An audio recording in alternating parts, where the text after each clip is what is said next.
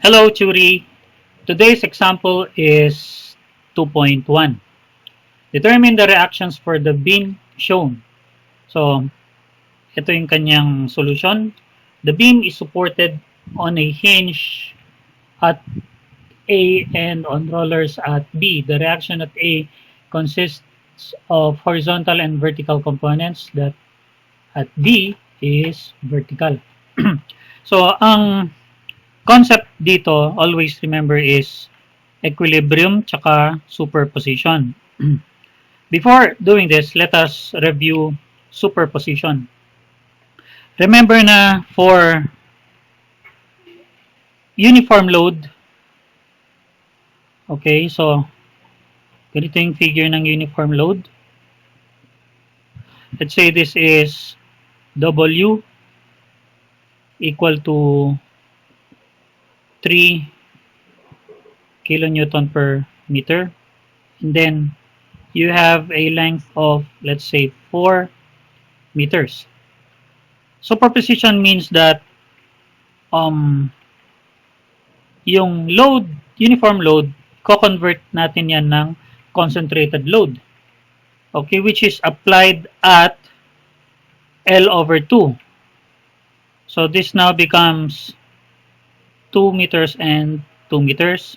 And your concentrated load would be simply WL. Or this becomes now 12 kilonewton.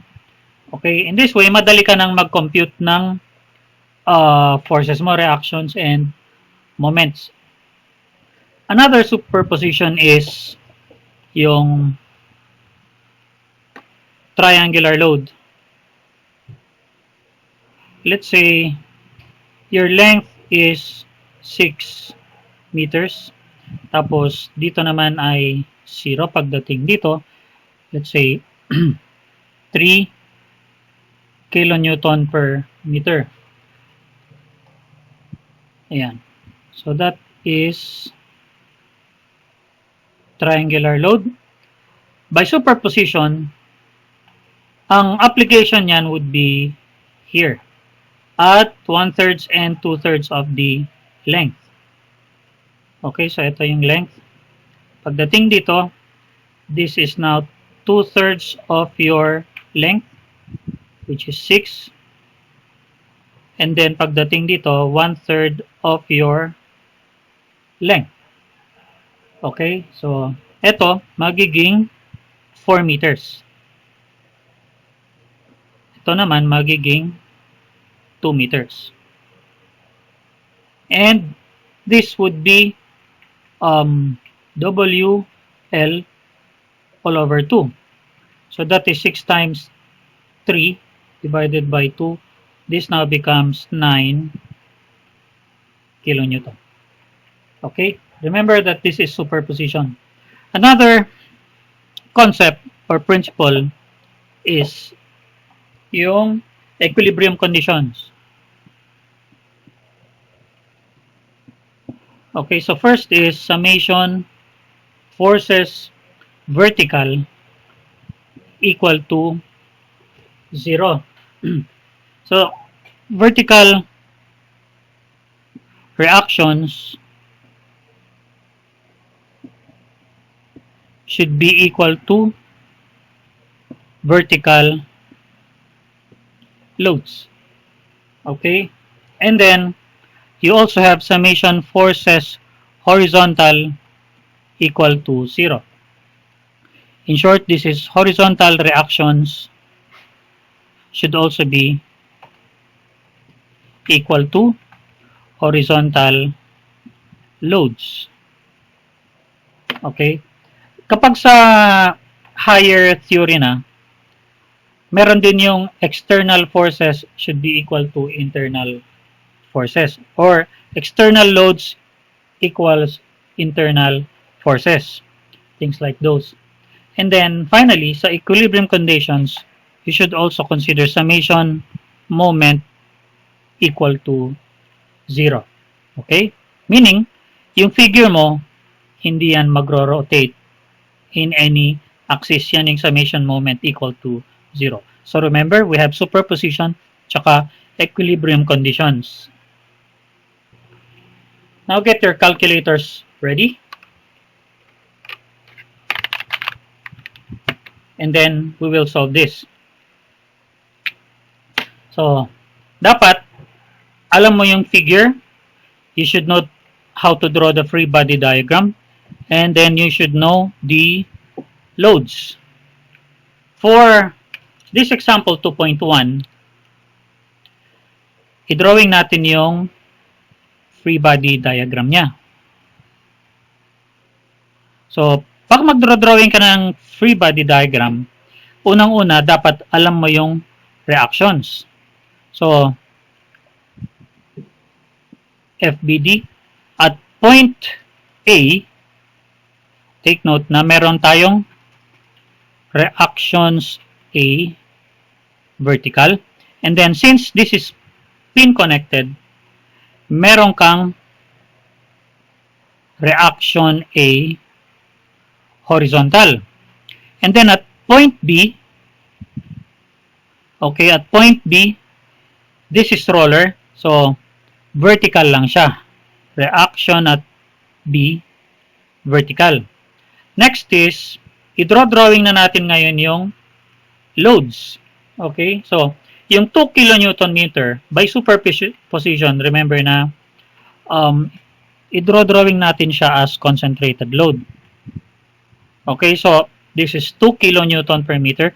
I-multiply that by the length. So, magiging 4 kN. Okay? And it is applied at the centroid. So, this becomes now 1 meter. Next is yung 12 kN applied at 3 meters from B. Okay, so let's say ito. And that is 3 meters. Next is, meron tayong from point A, meron tayong 5 kN. Okay, yan. Tapos, let's take this at a distance of what? 1 meter. Okay? And then, finally, dito, meron kang 6 kN at a distance of 2 meters. Ayun, 2 meters. Tapos, yung 1.5, 3 meters. Yan. So, yan yung 1 meter. But, will that make sense? Yung distance na 1 meter? I don't think so. Now, let's check mamaya. Let's take moments at B. Yan. Ito yung solution. Summation ng moment at point B equal to 0. Kapag moment, always clockwise is positive. So, hindi na natin isusulat yung symbol na clockwise at positive. Disregard na natin yan. Common sense na yan, ano? So, you look at 5 RAV. From point B, okay, from point B, ang mag-cause ng clockwise rotation would be reaction at A and then your 4 kN force. Okay? Ano ang kanyang lever arm from point B?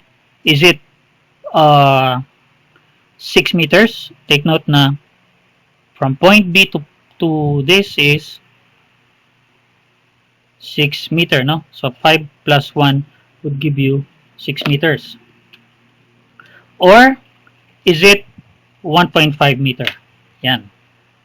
So, let's analyze this solution. 5 times reaction at AV. Okay, so that is now reaction AV times 5 meters. So, this is positive. Minus 6 times 8. Ano yung 6 times 8. Ito yon. Take note na si 6 kilonewton is at distance 8 meters from point B, no? 5 times 3. And then negative 6 dahil magkokos siya ng counterclockwise direction, rotation. Tapos si 5 times 1.5. Yung lever arm niya ay 1.5. Ito si 5 kilonewton. So magkokos siya ng clockwise rotation. Take note na yung lever arm is always measured perpendicular to the direction. Okay? So it is 1.5, not 6 meters. And then minus 12 times 3. Ito. So minus dahil counterclockwise. And finally, ito yung 4 kilonewton meter, which is this. Okay? 2 times 2 times 1. Bakit 1 yon? Dahil yan yung centroid. Ito. Okay? Is equal to 0. So from this alone, isa na lang ang unknown mo dyan. Reaction AB equals 14.5. And then, note na summation forces horizontal. Okay? Ano ang mga forces na horizontal natin dito? You only have sorry, this should be 5. You only have 5 kilonewton tsaka yung reaction A horizontal. Wala ka ng ibang horizontal forces. So automatic summation forces horizontal, ang magre-resist lang sa 5 kilonewton is reaction at A horizontal. Okay? So notice na yung direction ni 5 kilonewton is positive x to the positive x direction, kaya magiging positive 5.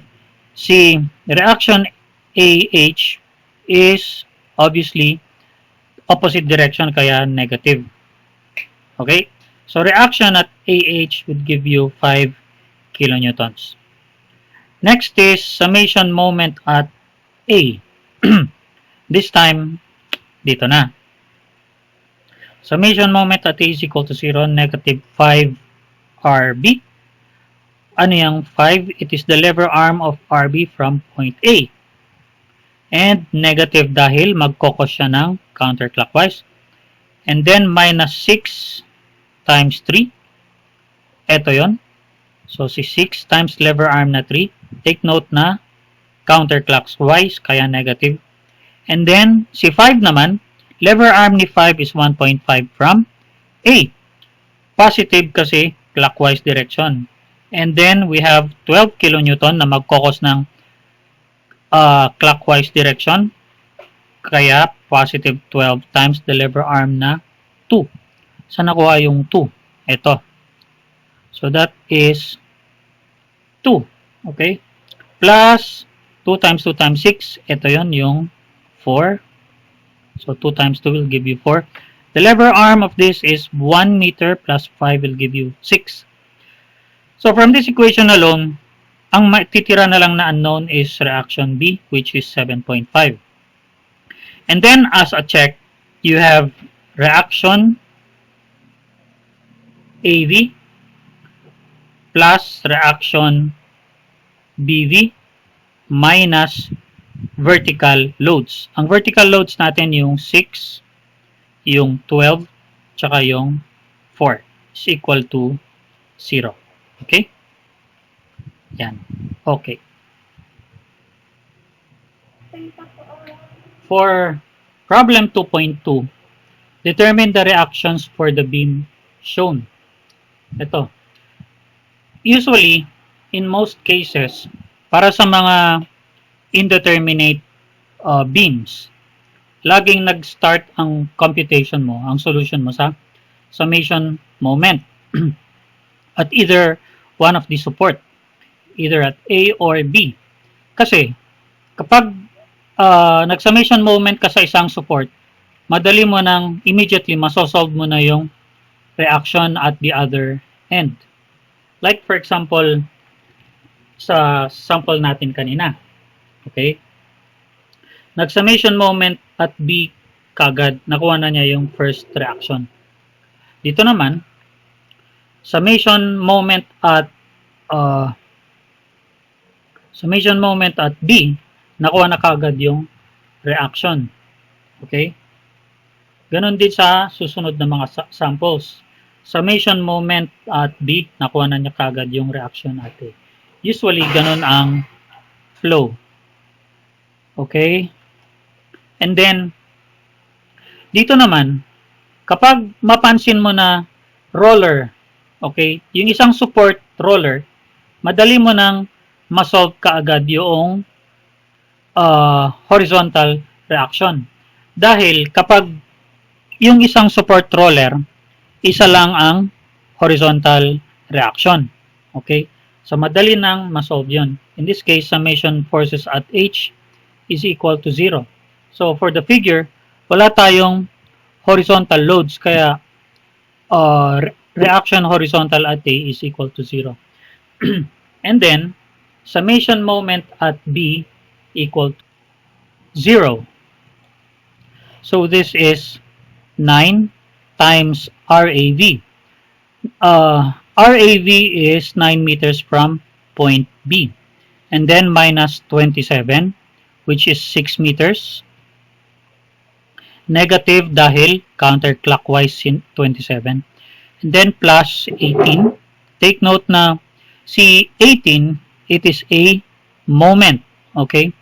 Ibig sabihin, hindi mo na to i-multiply ng kanyang distance. Automatic, yung value na kaagad. Tsaka yung direction. Since this is positive direction, plus 18. And then, 9 times 3. 9 will give you a clockwise direction, kaya positive. So, from this, reaction AV is 13. And then, summation moment at A. So, reaction at B is negative kasi counterclockwise dito sa A times 9. And then, 27 times 3. This is positive kasi clockwise. And then, 18. Take note, 18 is positive. It will still cause you a clockwise direction. And then, finally, 9 times 12. Notice na 9 from A is 3, 6, 9, 12 meters.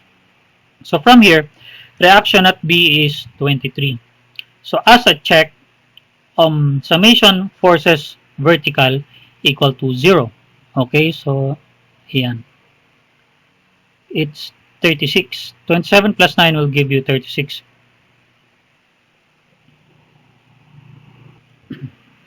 For example 2.3, determine again the reactions. Take note na you have two trapezoidal loads. Okay, this load, tsaka this load. Notice na pwede mong split ito into several areas, which includes rectangular and triangular areas. So, split natin ito, yung area on the left, into two figures, which is the rectangle tsaka yung triangle. So, obviously, yung rectangle would be 3 kilonewton, tapos yung triangle would be 6 minus 3. Okay, so this is now 6. This is now 3 by 6.